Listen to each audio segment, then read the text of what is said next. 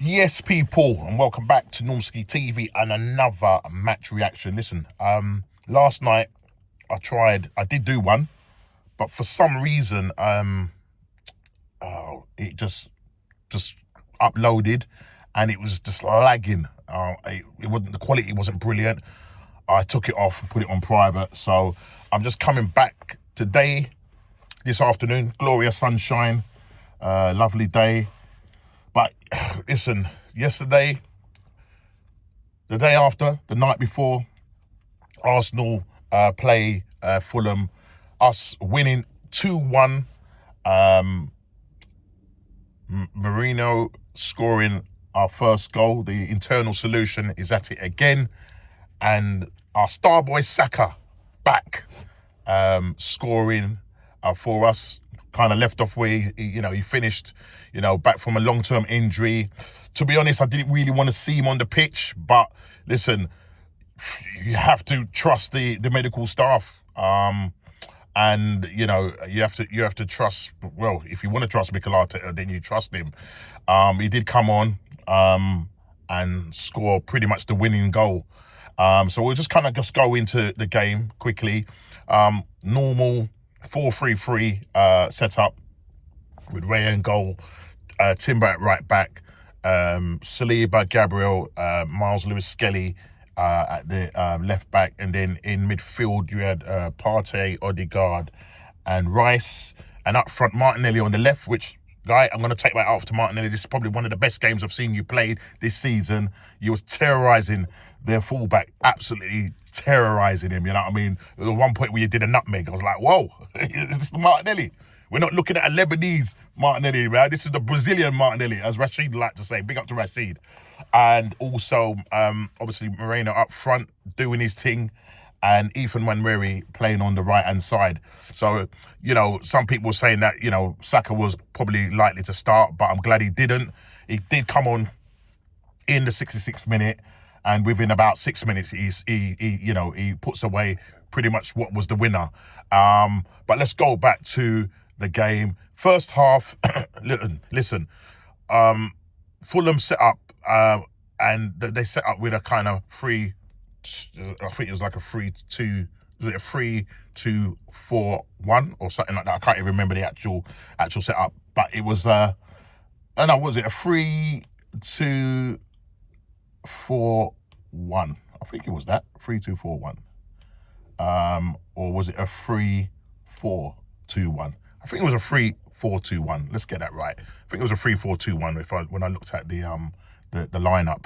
But either way, they had two wing backs, making up and dropping back into that defense to go with a five-man defense, and we was finding it really hard to break them down.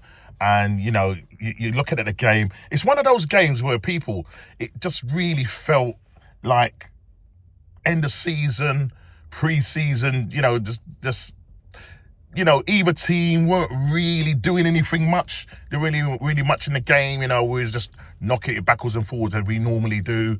And you're just thinking, it's just one of those games. And to be honest, us winning this game in the grand scheme of things, really, what does it really lead us to?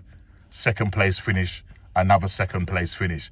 It looks like what we was trying to do is secure that top four position and to secure that second place trophy, which is looking likely. I know we've got our next game away to Everton, midday game away to Everton, so that's going to be a tough game, and Arteta's going to have to make some decisions because we lose our main warrior, Mr. Gabriel Magalhaes. That is going to be a massive, especially when it's coming up to us playing our first leg at home to Real Madrid. And listen, Kivior is the man that comes in for him.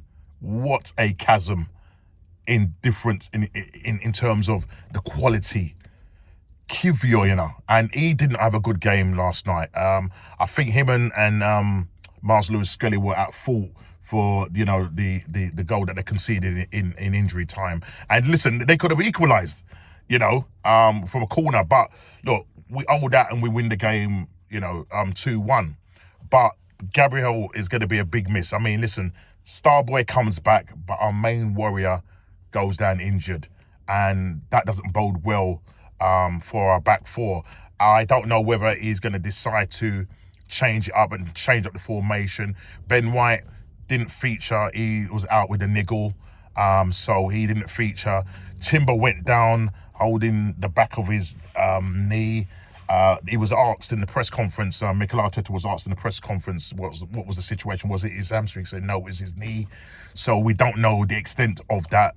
Obviously, Gabriel, Fulham broken us, and Gabriel was, running and obviously trying to catch up with Jimenez, and he just pulled up. Nobody was near him, and it didn't look good. At the pace that he was running at, and you could see when he was coming off the pitch, he had his shirt in his mouth, and the player knows, that this is a bad one. We don't know the level of the injury.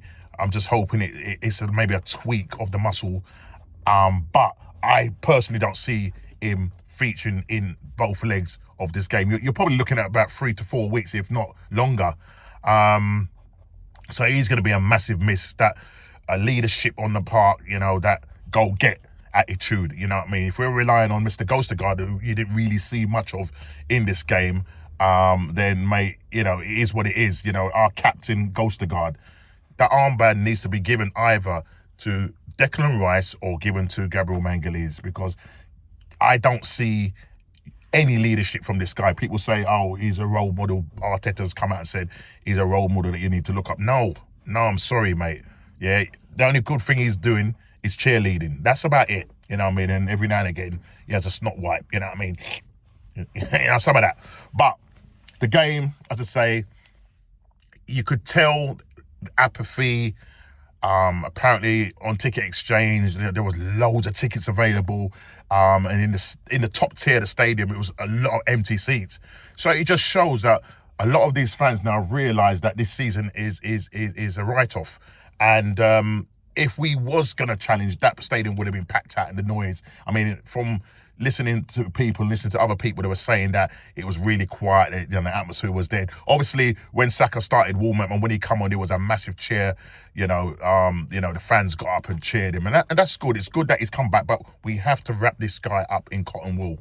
Yeah, we've got to wrap this guy up in cotton wool, because I don't want Arteta running this man into the ground. The problem I feel that why we're in this situation with our injury crisis, with the amount of hamstring injuries or muscle injuries that we're getting, is because Arteta runs these guys into the ground. It is as simple as that. People will blame it on, it's been an unfair season, with refereeing decisions and injuries, unprecedented injuries. Arteta came out in his press conference and mentioned about, Gabriel Jesus being out for pretty much the season. He mentioned Odegaard, he mentioned Saka. So he was kind of basically saying, look, how have we done this and we're still in second place? In other words, he's basically saying that if all our, squad was fit, or the first team was fit, then maybe it would have been a different story. But, to be quite honest, even with our team fit, we wasn't challenging. That is the question. And you got to understand that every team, in the Premier League has had injury problems. So let's stop using injuries, using refereeing decisions, bad luck, whatever. Everybody starts at zero, and the old object at the end of the campaign is to go and lift a Premier League trophy.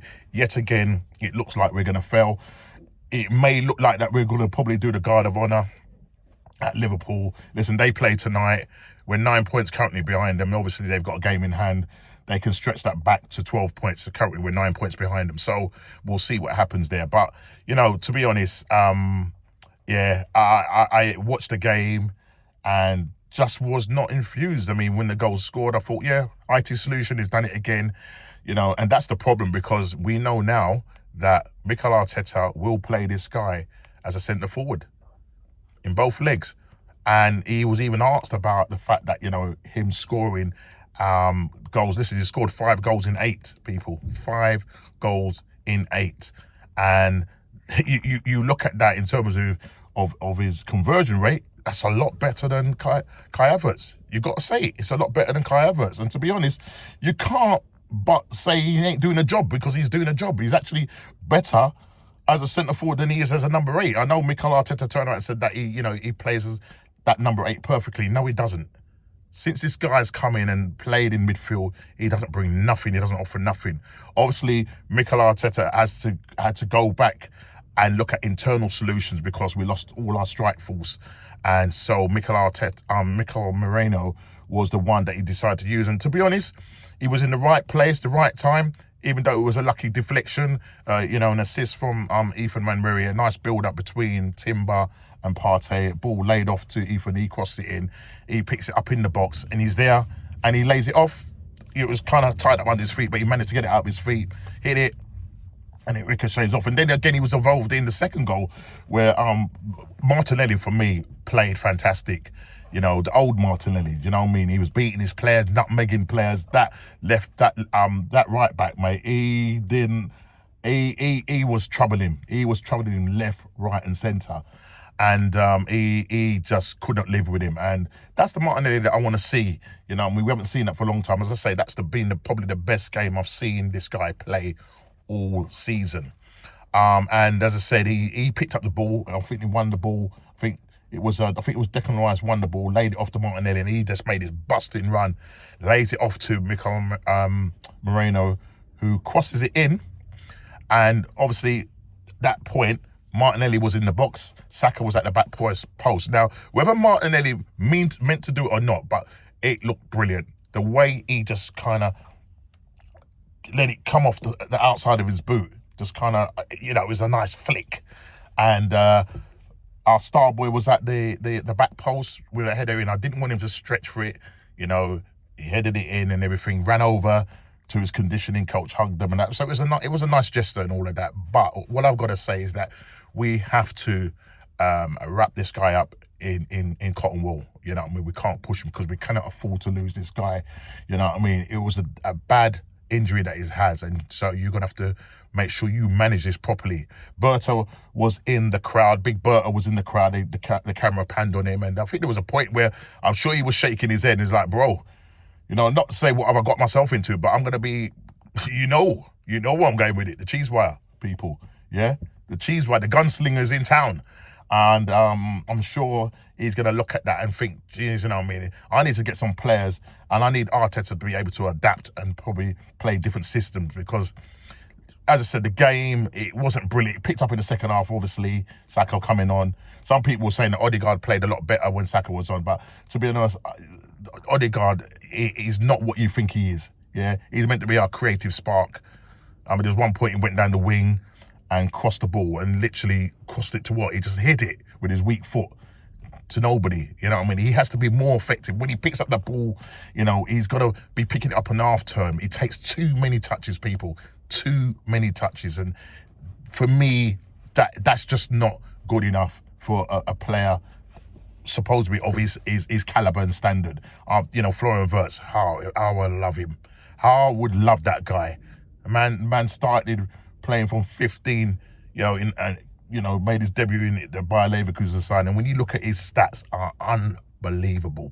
But listen, people, we win the game 2-1. We move Everton next, and then the big game on Tuesday where we play Real Madrid at home. And let me tell you, people, if we play like that, and the space that we give them, especially if we have Kivior at the back, Arteta needs to think about what he's going to do with that defence. I'm hoping that Ben White can come back and maybe play in alongside maybe William Saliba, Miles Skellier at left back, and you have, what's the name, at right back, Timber at right back. I don't want to see Kivior in there, because he's going to be up against the likes of Rodrigo. He's going to be up against the likes of Mbappe, Vinicius, man, and he won't stand a chance. We're playing Fulham and he couldn't live with them. How is he going to live with Real Madrid? They say hashtag pray for Real Madrid. What I'm saying to you people is hashtag pray for Arsenal. Let's hope that we can somehow scumbag our way through this 2 legs. But then I just don't see it. And that's the honest truth. Yeah, you got people saying, we got a 40, 50% chance it's even now. Nah. Listen, when you turn up at the burner bar, mate, it's going to be a different kettle of fish. I'll tell you that now. But we need to make sure that we take some sort of lead, you know what I mean, over there. So the person that we're going to rely on is the IT solution, Mikel Moreno. He is our solution because nobody else is scoring like him. 5 and 8. You got to give it to him. You got to give it to him. And so here we are. So listen, Starboy is back, but our main warrior is down injured.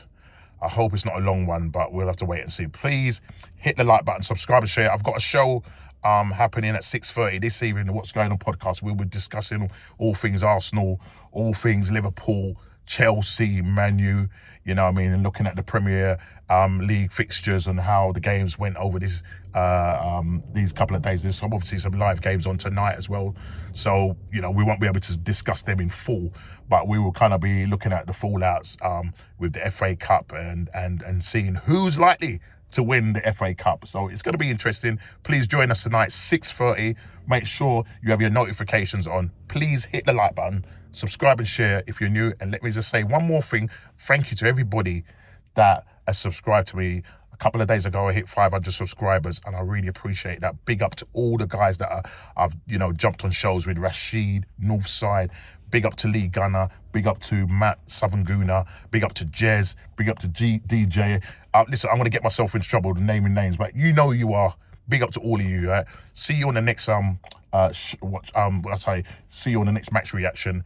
What I would say is that the Everton game, I won't be able to do that because I'm going to be away, so I won't be able to do a match reaction. I probably won't even be able to see the game. So unfortunately, I won't be doing a match reaction, but nevertheless, I will chuck out the content. So look out for tonight, the What's Going On podcast, 6:30. Be there or be square. Hit the like button, subscribe and share if you're new, and I'll see you on the next one. Take care and God bless.